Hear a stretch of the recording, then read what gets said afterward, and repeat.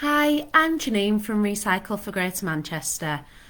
Food waste is a massive problem worldwide and it's causing a climate emergency due to the amount of energy it takes to produce, store and transport it.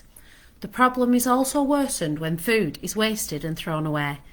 In total, a staggering 6.6 million tonnes of food waste comes from our home each year in the UK at a cost of £14 billion. One way to help is to recycle food that can't be eaten, such as vegetable peelings, tea bags and eggshells, by either putting all these things in your food and garden bin or by composting it at home. This stops it from being thrown in your general waste and wasted. So today I'm just going to talk through the basics of how to compost at home, and hopefully this will encourage you to have a go and put that waste food to good use. So we're going to be chatting about how to set up a compost bin, what items break down into compost, how compost is made, what living things can be found in compost, and why home composting is so useful, and we really think it is. But first of all, here's a bit of background information about us here at Recycle for Greater Manchester. So as you can see, there's lots of bin wagons here, all with different districts on. So in 2009, 9 district councils across Greater Manchester all entered into a contract to have their household waste collected and recycled in the same way. Although you may notice that Wigan didn't want to take part in this, they do things differently.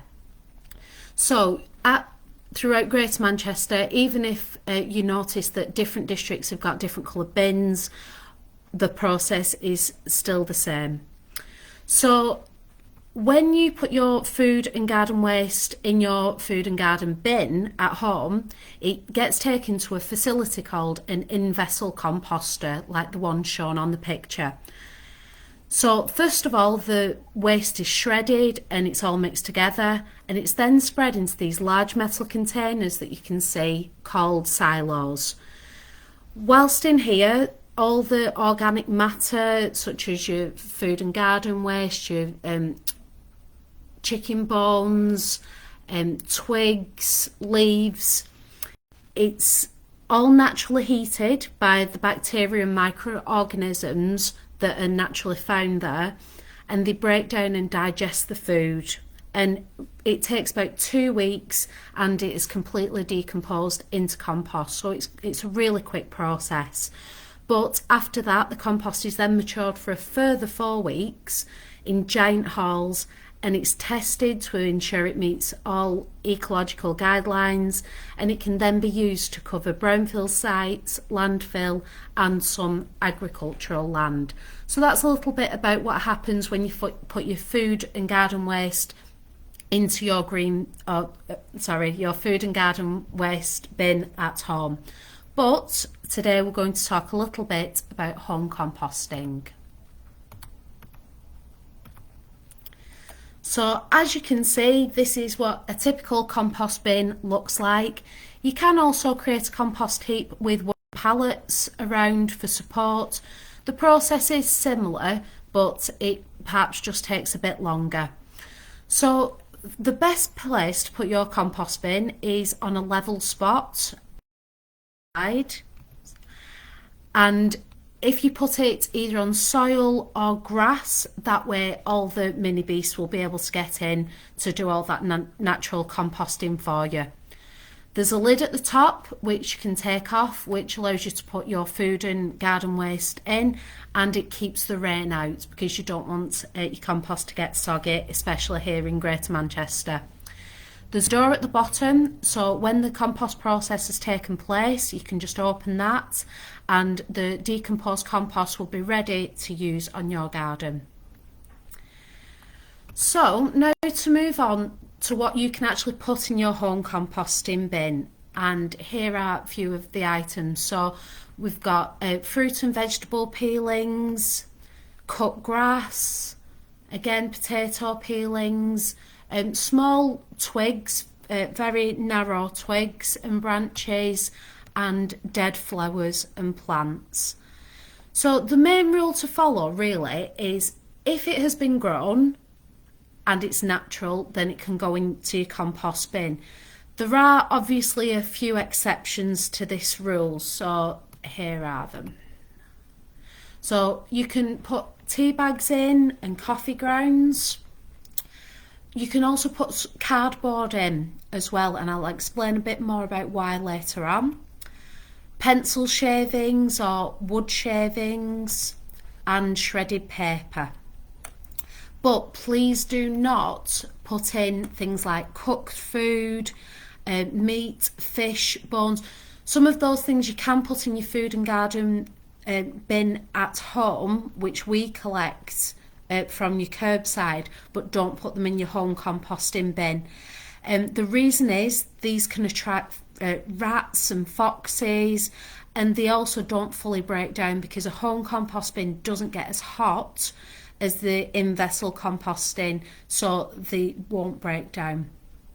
Another thing not to include is in the UK we have got some invasive plant species called Himalayan balsam and Japanese knotweed. These are very fast growing and they disrupt the native species and affect ecosystems in the UK. So if you do find that in your garden, they should really be dealt with by an expert. Please don't put those in your home compost bin. Okay? So a rule really to follow with home composting is 50-50. So we want a good mix of green items like the things we've just discussed, grass cuttings, fruit and veg peelings, all plants and flowers, things that contain moisture and are quite flexible, and brown items, so things that are usually brown and are quite dry and hard, such as your leaves and your straw and your wood chippings. Okay, so the reason this is because you need a good mix to make sure that that decomposition process happens really well. If you've got too much green stuff in, your compost will be very slimy, and if this happens, you can just add in some shredded paper or cardboard, especially in the summer when you've been cutting your grass and gardening and you don't have many dry leaves around. Cardboard is a really good addition to your compost bin. The same can be said for if it's too dry, if you've got too much browns in the autumn and the winter. Try adding some more vegetable peelings out of your kitchen, and that should even that mix up a bit. Okay, something else to mention is to turn your compost regularly with a garden fork to help her get in the process. So this is called aerobic digestion, and it really does help all the mini beasts in there to make sure that they're getting plenty of oxygen, and it just helps the process be a lot faster. But be very careful, because obviously at some times of the year you do get hibernating hedgehogs, because in there is just brilliant, because it's a feast for them, because it will be full of worms. So just take extra care in the autumn and the winter. So how compost is made. Now there are some fantastic videos and animations on YouTube to really take you inside a compost bin and to show you how the process happens. But really simply, first of all, you add your greens and your browns to your compost bin. The greens start to get digested by bacteria and insects first of all, and other invertebrates. The temperature really does start to rise at this point, but as we mentioned, you do need to turn over the compost to allow the air to get in and to also mix up those layers of greens and browns. The temperature will start to lower at some point, and at this time fungi and slugs and snails start to break down the browns. And really it does take up to a year with home composting. So you do have to be patient, but it is definitely worth it in the end. Now, even though some people don't like them, it's important to remember that all these living things are absolutely vital to natural recycling, like composting.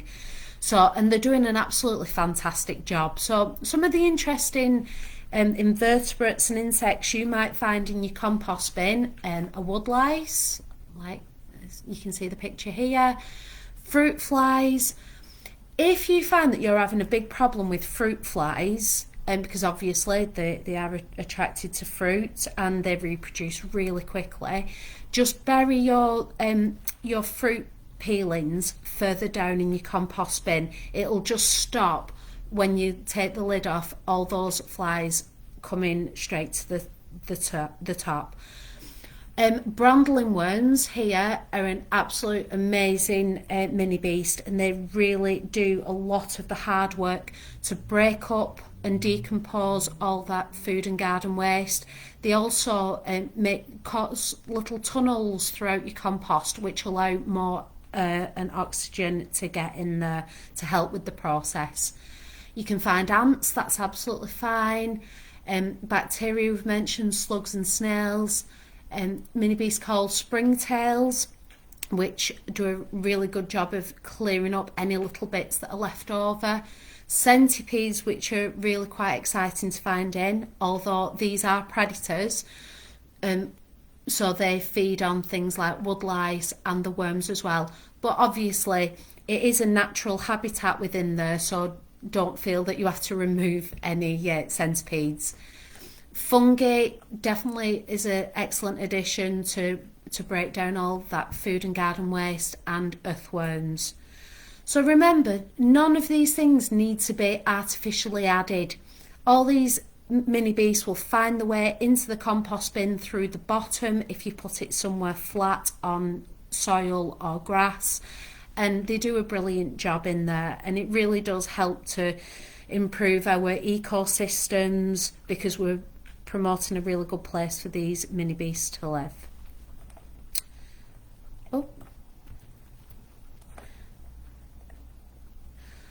So why is home composting useful? So really, the first thing to mention is that your food and garden waste gets recycled instead of just putting it in the general waste, if you don't already have a food and garden waste bin at home.